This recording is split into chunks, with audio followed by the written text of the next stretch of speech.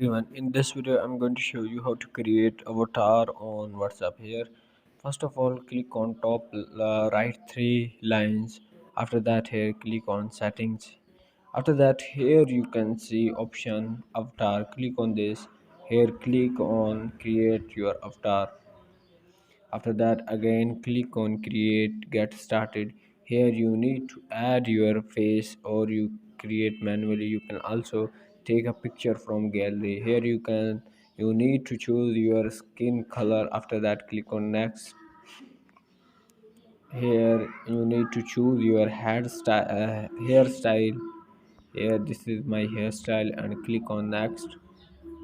Again, here you need to choose your hair color. Again, click on next. Here choose face shape. After that, click on next. Here you can see my avatar ready. You can also here click on done button. Here you can see your my avatar is ready. In this way you can create avatar on WhatsApp. Thanks for watching this video.